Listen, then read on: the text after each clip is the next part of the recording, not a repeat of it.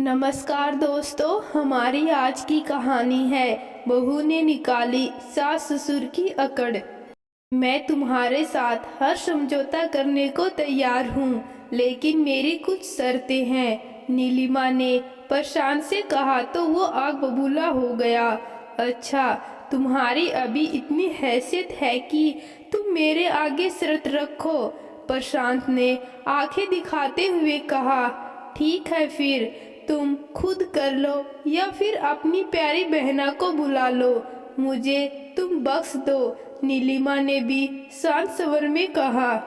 शांत ने तिरछी नजर से अपनी मम्मी दामिनी जी की तरफ देखा तो उन्होंने हाँ का इशारा किया। प्रशांत ने धीरे से कहा, ठीक है, हमें तुम्हारी सभी शर्त मंजूर हैं। ऐसे नहीं पतिदेव, पहले शर्त तो सुन लीजिए। प्रशांत की आंखों में देखते हुए नीलिमा ने बेखौफ होकर कहा, आपको सैलरी देनी होगी मुझे अब, क्योंकि 2 मरीज हैं और उनकी ज़रूरत भी अलग अलग, तो मुझे अपनी दिनचर्या उसी हिसाब से करनी होगी। और क्योंकि मैं आपके मम्मी पापा की नर्स बनूंगी तो घर के काम के लिए आपको मेड लगाना होगा। और नीलिमा चुप हो गई। और क्या? प्रशांत ने गुस्से पर नियंत्रण रखते हुए बोला। और बाद में बताऊंगी, नीलिमा ने लापरवाही से कहा और वहां से चली गई। प्रशांत ने अपने पापा अनिल जी और मम्मी दामिनी जी की तरफ देखा तो उनकी आंखें नम थी, या यूं कहा जाए कि पश्चाताप से आंखें नम थी।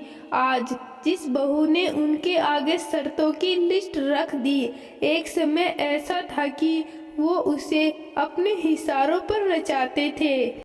तुम्हारी हिम्मत कैसे हुई मेरी बेटी और दामाद से इस तरह बात करने की? तुम्हारे रहते हुए वो काम क्यों करेंगे? एक बात अच्छे से दिमाग में बैठा लो, तुम्हारी छोटी सी भी गलती को माफ नहीं किया जाएगा। बहू हो, तुम बेटी बनने की कोशिश भी मत करना, दामिनी जी चिल्लाते हुए बोली। लेकिन मम्मी जी, मैं अकेले कितना काम करूं? और फिर आपकी बेटी दामाद दिन वाले मेहमान तो है नहीं, 2 साल से यही डेरा जमा कर रखा है। अब अगर यही ही रहना है तो घर के काम तो करने ही पड़ेंगे। और फिर मैंने सिर्फ सब्जी लाने के लिए ही कहा था, इसी बहाने इनकी सैर भी हो जाती, वरना सोफे पर पड़े पड़े फैल रहे हैं। नीलिमा ने भी हिम्मत करते हुए बोल ही दिया। नीलिमा का दामाद के लिए इस तरह बोलना दामिनी जी से बर्दाश्त नहीं हुआ। और फिर उस दिन नीलिमा के लिए आफत की रात। प्रशांत ने भी उसे बहुत लताड़ा कि उसने कैसे घर की बेटी दामाद के बारे में ऐसा कहा। नीलिमा को समझ ही नहीं आया कि बेटी के लिए प्यार इस कदर अंधा हो जाता है कि सही और गलत का फर्क भी समझ नहीं आता। जिस बेटी ने उसके प्यार को छोड़कर एक शराबी निकम्मे से शादी कर ली, ससुराल में 4 दिन भी निभा नहीं पाई और पति के साथ मायके आ गई। 2 साल होने जा रहा है, दोनों आराम से डीठ की तरह जमे हैं और जब से बेटा हुआ है तब से रोज जश्न मनाया जाता।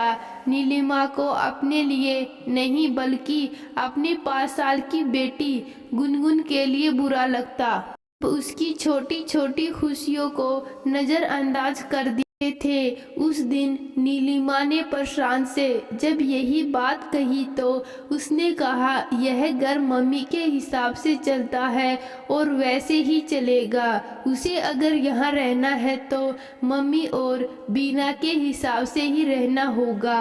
हद तो तब हो गई जब बीना ने गुनगुन को सिर्फ इसलिए थप्पड़ मारा क्योंकि उससे चिंटू का खिलौना टूट गया था। नीलिमा भी सहन नहीं कर पाई और उसने अपने हाथों से बीना के गालों पर अच्छे से जवाब चिपका दिया। बहुत हंगामा हुआ और फिर नीलिमा ने भी ससुराल छोड़ने का फैसला कर लिया। लेकिन प्रशांत ने उसे अपने फैसले को बदलने के लिए मजबूर कर दिया और उसके आगे शर्त रख दी कि अगर तुम घर छोड़कर गई तो गुनगुन को लेकर नहीं जा सकती। गुनगुन के लिए नीलिमा सब ससुराल जुल्मों सितम सह रही थी। अनिल जी और दामिनी जी के ऊपर बेटी, दामाद और नवासे का अंधा प्यार इस कदर हावी था कि धीरे धीरे अपनी दौलत उन पर लुटा रहे थे। होश तो तब आया जब घर के कागजात और जेवर, पैसे बेटी दामाद के हाथ में आते ही उन्हें किनारा कर दिया। ही घर में अब उनकी हालत नौकरों जैसी हो गई थी। जिस दामाद को सिर पर बैठाकर रखा, अब वही दामाद उनसे गाली देकर बात करता। अनिल जी यह सदमा बर्दाश्त नहीं कर पाए और उन्हें वज्रपात हो गया। दामिनी जी भी अनिल जी की दशा देखकर अपने आप को संभाल नहीं पाई और सीढ़ियों से गिर गई। अनिल और दामिनी जी असहाय हो चले थे। बीना ने साफ मना कर दिया कि वो उनकी देखभाल नहीं कर सकती। तब प्रसाद ने नीलिमा की तरफ देखा, लेकिन नीलिमा ने भी साफ इनकार कर दिया। किस हक से मुझसे आशा कर रहे? अगर आप लोग सोच रहे हैं कि एक बहू का फर्ज मैं निभाऊंगी तो गलती से भी मत सोचिएगा। मैं यहाँ आपकी बहू या पत्नी नहीं, अपनी गुनगुन की माँ होने के नाते रह रही हूँ का, और मेरा रिश्ता सिर्फ समझौते का रिश्ता है, इसलिए मुझसे कोई उम्मीद मत रखिएगा। अकड़कर चलने वालों का वक्त मजबूर कर ही देता है और वक्त से समझौता भी करना पड़ता है। नीलिमा को समझौता और अपनी शर्तों के आगे झुकाने वालों को आज उससे ही समझौता करना पड़ा। सास ससुर की हालत देखकर नीलिमा भी दुखी थी। वो जानती थी कि लोग तरह तरह की बातें बनाएंगे, लेकिन उसके दिल के जख्म नासुर बन चुके थे।